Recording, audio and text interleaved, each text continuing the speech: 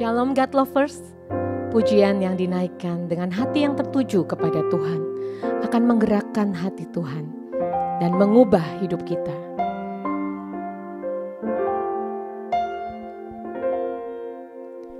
Tak usah ku takut,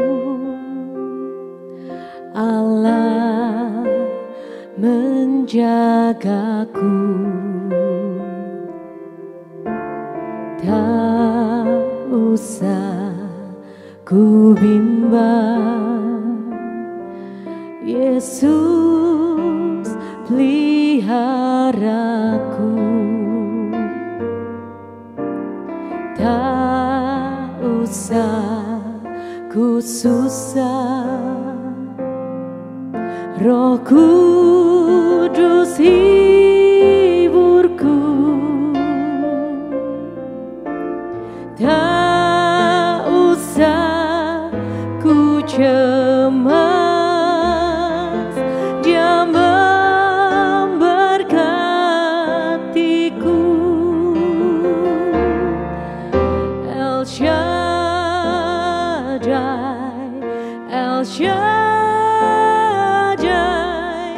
Allah Maha Kuasa. Dia besar, Dia besar, El Shaddai mulia, El Shaddai, El Shaddai, Allah Maha Kuasa. Berkat-Nya melimpah, El Shaddai.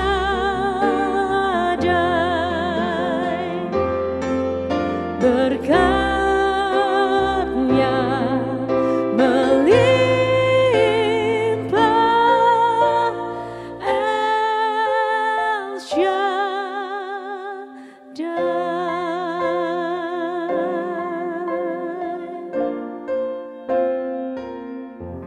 Shalom. Nah, saudara, kita melanjutkan pelajaran kemurahan hati yang kemarin kita telah bahas. Kemurahan itu adalah salah satu sifat daripada buah roh. Saudara-saudara, di dalam Efesus 4:32, tetapi hendaklah kamu ramah seorang terhadap yang lain, penuh kasih mesra, dan saling mengampuni sebagaimana Allah di dalam Kristus telah mengampuni kamu. Bapak Ibu, saudara-saudara, pernah gak membayangkan kalau Tuhan tidak punya kemurahan hati kepada kita semua, maka sampai hari ini dosa kita itu tidak akan terampuni. Dan karena kita hidup dalam dosa, kita tidak akan pernah bersatu dengan Dia di dalam kerajaan surga. Tetapi karena kemurahan hatinya yang luar biasa, Dia memberikan anaknya yang tunggal, sehingga kita bisa menerima pengampunan dosa. Semua dosa kita terhapuskan.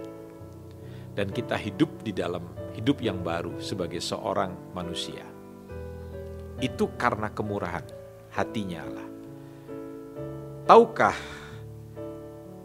dunia melukiskan dengan begitu indahnya kemurahan membawa kepada kebijaksanaan. Orang yang hatinya murah itu biasanya akan menjadi orang yang bijak. Yang kedua, kemurahan itu selalu menolong orang lain. Orang yang hatinya murah akan berusaha untuk menolong orang lain, sama seperti orang Samaria yang baik hati. Sekalipun ada sebuah gap antara orang Samaria dengan orang Yahudi, tetapi orang Samaria ini karena melihat orang itu menderita, dia tidak pernah tidak menolong orang itu, walaupun tanpa imbalan. Ada seorang anak kecil dalam sebuah literatur kuno, dia bercerita begini, kalau aku lapar dan ada orang yang menawarkan roti kepada aku, itu adalah kebaikan. Tetapi tatkala ada orang yang memberikan roti, tetapi di atas roti itu ditaburi atau diberikan selai, nah itu namanya adalah kemurahan. Maukah Anda belajar menjadi orang yang murah hati? Dan yang ketiga, kemurahan itu berarti menghargai orang lain. Walaupun saya dengan orang lain itu berbeda, tapi kalau saya mempunyai kemurahan, saya akan menghargai pendapat orang yang mungkin saya tidak setuju. Ya, orang yang murah hatinya itu tidak harus bahwa pendapatnya orang itu harus sama dengan pendapat saya. Kita harus belajar menghargai perbedaan. Kedewasaan itu adalah bisa menghargai perbedaan. Orang yang tidak dewasa maka dia akan selalu memaksa orang lain sama seperti dia. Kemurahan termasuk juga di dalamnya kebiasaan untuk membangun orang lain. Ya, Anda yang terbiasa untuk tersakiti, ya, Anda suka dizolimi oleh orang lain, diperlakukan tidak baik. Ya, Anda tidak perlu membalas dengan ketidakbaikan orang. Seperti suratan Petrus bercerita bahwa tatkala dia dicaci, dia tidak balas mencaci. Kenapa bisa demikian? Ya, karena hatinya murah. Kalau saudara punya kemurahan hati, ya, saudara akan belajar untuk selalu membalas kebaikan kepada orang yang melakukan yang tidak baik buat saudara. Kemurahan selalu mencari hal-hal yang baik di dalam diri orang lain. Kitab Roma bercerita, kita tidak boleh menjelekkan orang lain, mempercakapkan kekurangannya, menerima orang apa adanya.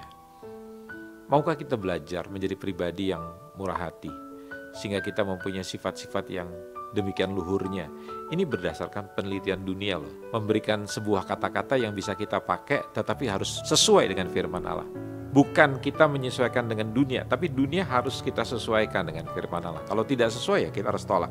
Dan yang selanjutnya, kemurahan itu menunjukkan pengampunan dan belas kasihan. Orang yang punya kemurahan hati akan selalu terbiasa untuk mengampuni kesalahan orang pada dirinya. Dan terakhir, kemurahan berarti memperlakukan orang lain seperti Allah telah memperlakukan kita. Tuhan mengampuni saya, Tuhan mengampuni saudara. Yuk kita belajar untuk mengampuni orang lain. Amin. Mari kita berdoa. Bapa di dalam surga, ajarilah kami sifat daripada buah roh ini Tuhan tentang kemurahan hati. Biarlah kami lebih lagi bermurah hati kepada orang lain. Kami melakukan kebaikan-kebaikan agar orang bisa melihat Kristus di dalam hidup kami. Kami bukan melakukan kebaikan supaya kami diselamatkan. Kami sudah diselamatkan. Dan karena kami sudah diselamatkan, kami gemar untuk melakukan kebaikan-kebaikan. Biarlah hati kami semakin penuh dengan kemurahan hatinya Allah, sehingga orang akan memuliakan nama Tuhan. Di dalam nama Tuhan Yesus Kristus kami berdoa dan mengucap syukur. Amin. Nah, saudara-saudara, saya percaya bahwa renungan ini telah memberkati Anda semuanya.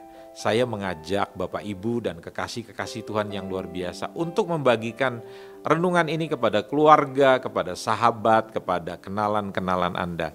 Tuhan memberkati kita sekalian.